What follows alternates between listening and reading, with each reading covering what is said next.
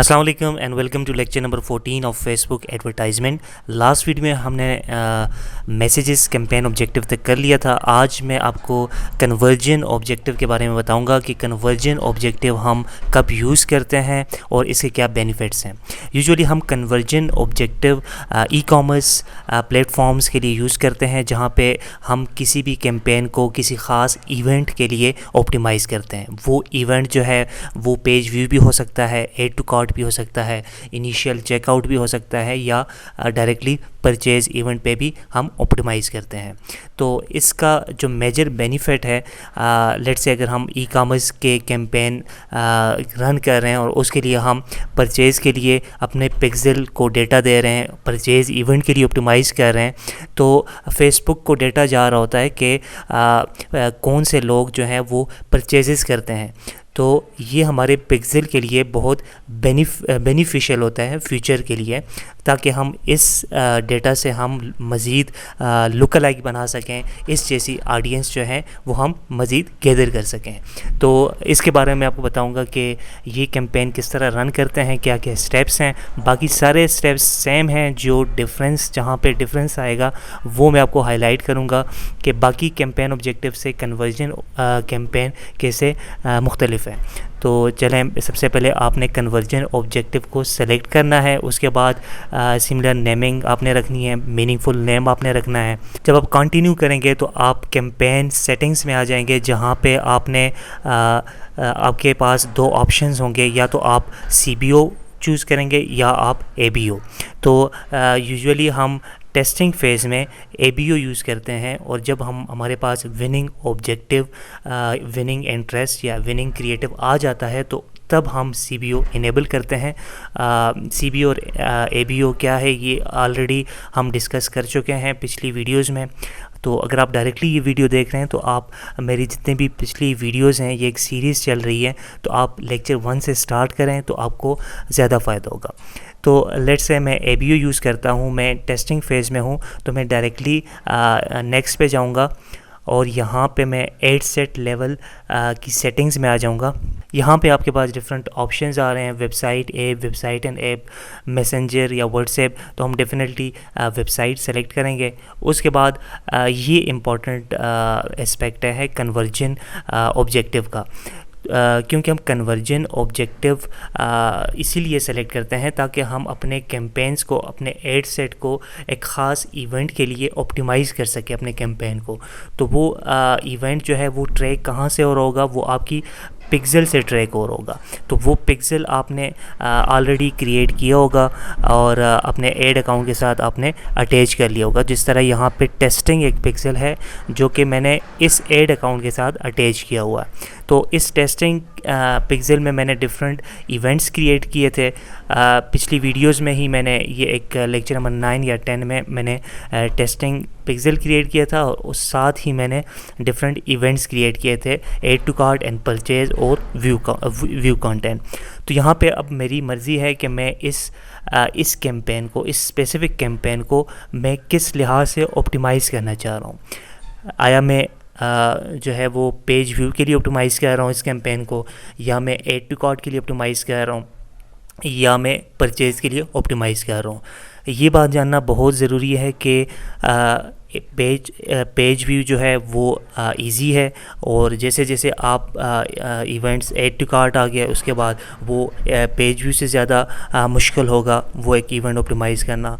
फिर जो add to cart के बाद इनिशियल चेकआउट है, उसकी प्रायोरिटी बहुत ज़्यादा होती है। फिर जो इवेंट्स अचीव करना मुश्किल होता है वो है परचेजेस।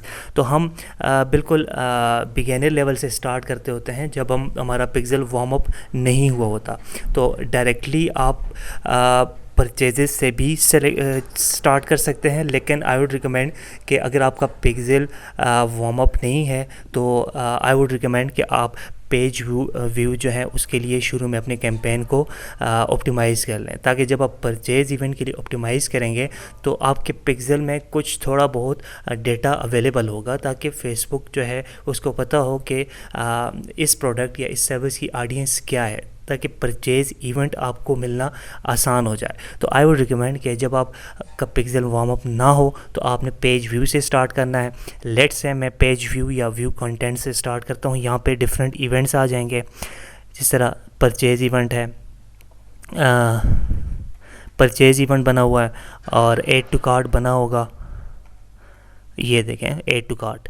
बाकी ये जो जितने भी इवेंट्स हैं वो मैंने नहीं बनाए, तो यहाँ पे एरर आ रहा है। तो जो मैंने बनाए थे लास्ट वीडियो में, तो वो ऐड टू कार्ट था, परचेज़ इवेंट था और व्यू कंटेंट था। लेट्स से मेरी कैंपेन न्यू कैंपेन है और मैं इसे प्योरली ऑप्टिमाइज़ करना चाहता हूँ, अपने पिक्सेल को वार्म अप करना चाहता हूँ ताकि मेरे पिक्सेल को कुछ ना कुछ डेटा आ जाए।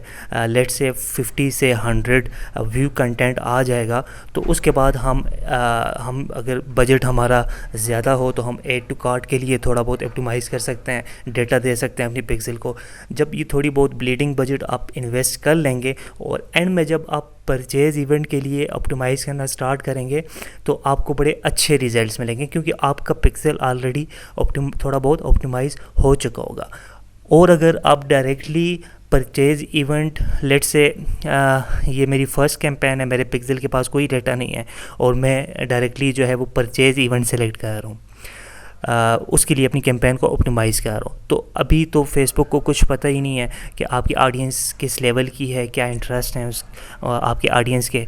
तो वो परचेज़ इवेंट हासिल करना फेसबुक के लिए बहुत मुश्किल हो जाएगा। तो आपके जो CPM आएगा वो बहुत ज़्यादा आएगा इस केस में। तो ये स्ट्रेटजी अच्छी है कि आप सबसे पहले अपने पिक्सेल को वार्म अप कर लें with the help of view content, add to cart, जो कि आसान है, जो कि हासिल करना आसान है। तो उसके बाद जब आप मुश्किल चीज़ पे आएंगे तो वो जो ऑलरेडी पिक्सेल वार्म अप हो चुका होगा तो वो परचेज़ इवेंट को एक्वायर करना ईजी हो जाएगा।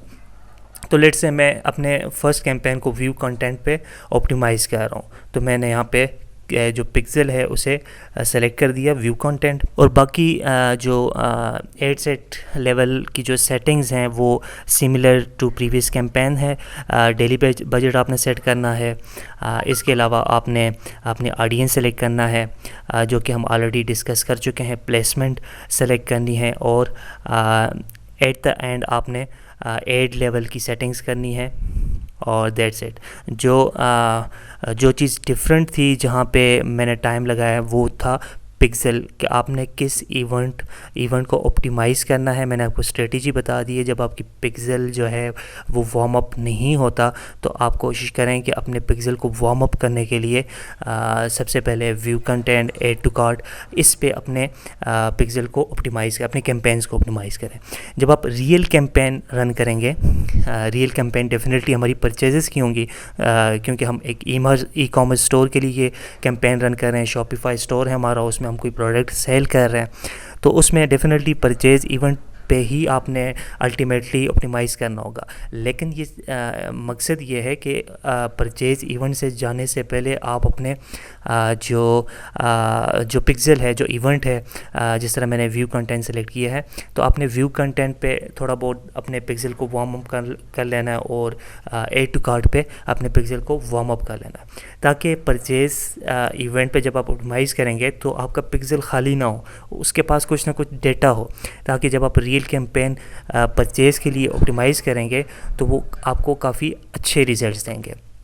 तो वंस जब आपके पास ये सारा कुछ आप कर लें और जब आप रियल कैंपेन परचेज़ के लिए यहाँ से लेट्स से मैंने व्यू कंटेंट कर लिया था और उसमें मुझे 50 to 100 इवेंट्स मुझे एक्वायर कर लिए थे, मैंने ऐड टू कार्ट का भी कर लिया। तो लास्ट जब मैं रियल कैंपेन रन करूँगा अपने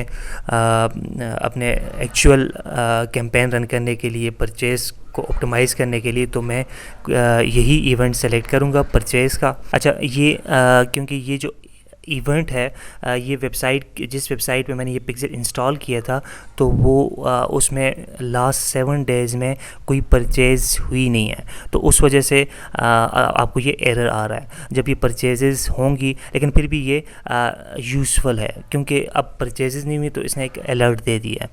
तो ये प्रिकॉशन दे दिया इसने कि वेदर आपका कोड जो है वो सही तरीके से इंस्टॉल है। बिल्कुल इंस्टॉल है, क्योंकि जब मैंने व्यू कंटेंट पे ऑप्टिमाइज़ किया था तो मुझे कोई एरर नहीं आया। तो इसका मतलब है कि आपका जो कोड है वो एक्टिव है। तो जब आप परचेज़ के लिए ऑप्टिमाइज़ करेंगे तो आपने यहाँ से व्यू कंटेंट के बजाय अपनी रियल कैंपेन में परचेज़ पे सेलेक्ट करना है और उसके लिए आपने कैंपेन रन करनी है। तो ये स्ट्रेटजी आपने कन्वर्जन ऑब्जेक्टिव में आपने यूज़ करनी है। तो उसके बाद आपने जब ये इवेंट सेलेक्ट कर दिया तो बाकी चीज़ें जो हैं वो बिल्कुल सिमिलर हैं, जस्ट लाइक प्रीवियस जो हमने कैंपेन ऑब्जेक्टिव की सेटिंग्स की थी एड लेवल पे। तो आपने वही कुछ करना है और एट द एंड आपने उसे पब्लिश करना है। तो आई होप कि ये क्लियर हो चुका होगा कि हम कन्वर्जन ऑब्जेक्टिव क्यों सेलेक्ट करते हैं। हम बेसिकली ई कॉमर्स प्लेटफॉर्म्स के लिए जहाँ पे हम कोई इवेंट परफॉर्म कर रहे होते हैं तो उसके लिए हम कन्वर्जन कैंपेन जो है वो यूज़फुल साबित होता है। तो इस वीडियो के लिए इतना ही। नेक्स्ट वीडियो में इंशाल्लाह एक नए कंटेंट के साथ में आऊँगा। तो तब तक के लिए अल्लाह हाफ़िज़।